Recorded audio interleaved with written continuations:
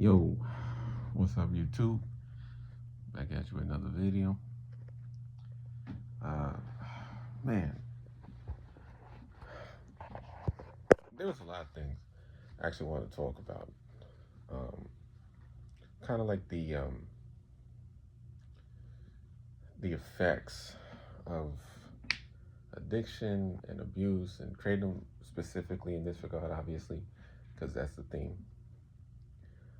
Um, and the effect that it's had on and can have on your life, and almost not almost in all aspects of your life. You know, um, initially, I thought kratom was actually helping me uh, in whatever ways. It was helping me get off stronger substances. It was helping me get through work days. It was helping me at the gym. It was just helping me feel good, right? Uh, in a lot of ways, this substance has cost me a lot more than oxys or any. Well, that's pretty much the only other one that fucked with like heavy. Um, and then coke is just expensive. It's like, and it only lasts like 15 minutes, and so you're like, every time you look around, you're taking bumps because it's like you just want to maintain it, and then next thing you know, yeah, hypertension, whatever, man. Um, but kratom is very sneaky. Kratom is actually more devious. It's a more devious devil than I think any other substance I've dealt with because it creeps up on you. Okay. And again, it's very soft. It's not like, again, I can bitch all day about how I feel like shit, and for the past whatever. But again, I can still remember the oxy withdrawal, not to the extent that that's not true. I mean, there's certain things where it just stuck with me. Like I remember, like there was a moment during oxy withdrawal where and that was my first time going through anything withdrawal because I wasn't even into this shit. I met the wrong person, and next thing I know, I'm in this whole new world. Uh, so anyway, like once I made the decision to, that was it. And how I got to that decision, I actually told somebody this today. One of my boys who's on day 4, close to day 5. Keep it up, my boy. You already know who you are. And I'm here no matter what. But yeah, there was a point where I was so addicted that like I had ran out of my own shit. And my mother had just had surgery. And she had like, they weren't anything either. They were like the 5 milligram shits.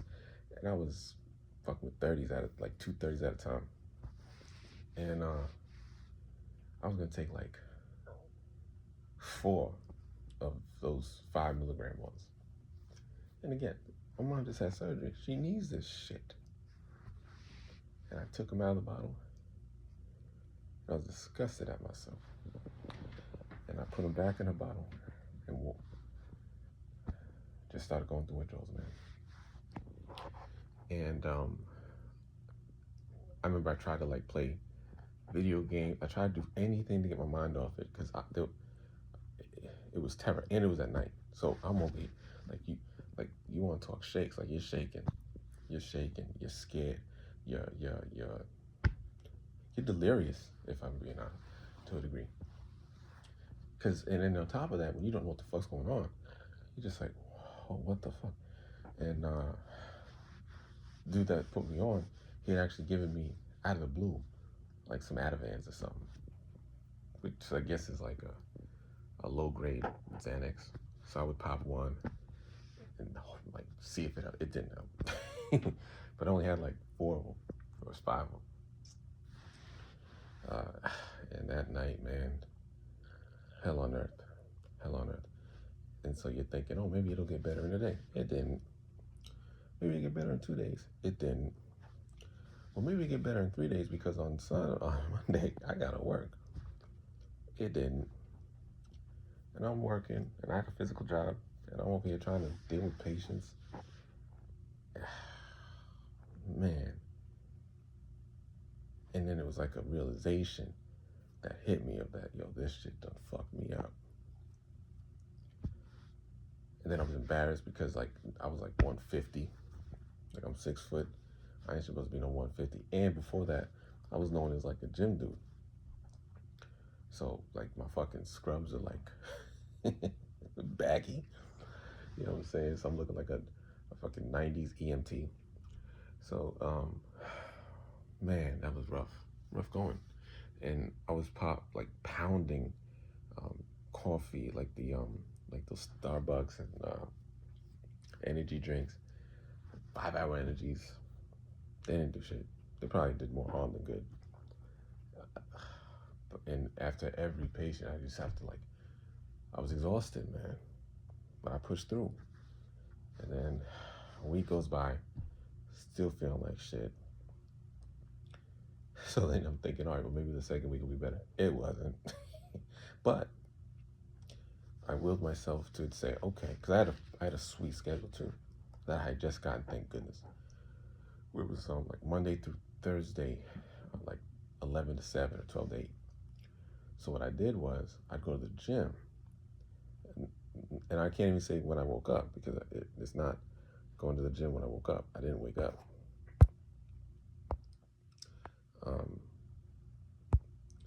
The fuck? All right, sorry, the phone's fucked up. So yeah, I like stay awake all night, toss and turn, and feel like shit. Then I go to the gym. I carry my uniform with me to the gym, shower at the gym after doing what I could, hit the steam room sauna, and then go to work, and then come home and be exhausted but still can't sleep.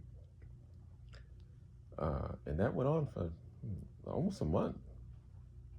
But each week, I felt myself getting stronger. And at the end of it, that just became my routine. And the little short I posted, that was the result of that. So the same shit with Kratom. Because again, all this shit is the same, man. Like you're gonna go through the same fucking symptoms, but the intensities are just not the same. So again, but Kratom, like I say all that to say this, and I didn't use Kratom at the time to get off that. So with Kratom, the reason it's actually more insidious is number one, you don't need a doctor to prescribe it. Just head on over to 7-Eleven, gas station, smoke shop, whatever, get it. And that shit adds up. Because even at the lowest cost shot, $10, 9, 8, 9, 10 bottles, $9, $10 a bottle, $8, 9, $10 a bottle. And you're not getting one bottle a day. And even if you were, that's too much anyway. But you're getting like 2 at a time, 3 at a time, and you're doing this shit multiple times during the day. Add that shit up. Go ahead.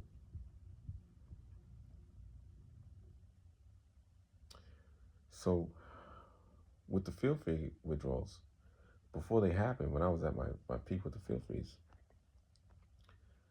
and I hate to say it, like my aunt had just passed, and she left us some money, me and my siblings and my cousin. And honestly, if I did not have that fucking habit when I moved out to Vegas, I would have had a house in 4 months. But instead, I'm over here having to pay for like car repairs and take out loans and all kinds of dumb shit because I'm addicted to this fucking substance, which is trash. So that shit done fucked up, or I done fucked up my circumstances due to fucking with this substance. To the point where, again, you're going through withdrawals, so your work performance suffers. And the higher you are on the totem pole, there's no union to save your ass. There's no one to complain to or someone to have your back. You fuck up, you're done. And while you're during withdrawals, guess what? You're going to fuck up. So all these things happen. And at the same time, you're meeting people. You're meeting women. You're meeting friends or whatever. You're trying to build a reputation for yourself. And your reputation is golden. And you're throwing it away like it's some penny from Canada. And once it's gone, you don't get it back. I'll tell you that shit right now. Like I said, the oxy habit cost me a decent check. And it's funny because the oxy habit prior to, because I was single for a long time during the oxy habit, because you're such a maniac, you're just reckless, I'll put it that way. And people that knew you or knew me, they would see the change before I did. And that's the other thing I'll tell you. You think you're getting over. You think people don't see it. You're a fool. Because you're in that haze. You know what I'm saying? And then all this shit comes crashing down when you decide to stop. Because that's where all that remorse and shame and guilt and embarrassment just starts coming up. And it just piles on the anhedonia and spurs it on. I'm telling you, this shit is tough. It's tough. But guess what? It does get better. I know it don't seem like it when you're early on. But it does. And that's where the emotions come in too. I got emotional today too. You have to forgive yourself. You can't wallow in self-pity. You can't. That's a recipe for disaster and relapse. You have to forgive yourself and take the steps to redeem yourself. Now, once you do that, and I'm not going to say this is easy. This is the hardest shit ever. And this is what I'm in the process of doing. That redemption. And I've spoken about it before. That's what I mean when you become addicted to withdrawal. Because when you dig yourself out of that fucking despair and darkness, you feel invincible. That rush is 10 times better than even an oxy high. And you can get addicted to come back from the dead, like I said. But there's sometimes where it's like, you might dig a hole that you can't, or you think you can't get out of. And that just starts another cycle of depression and regression.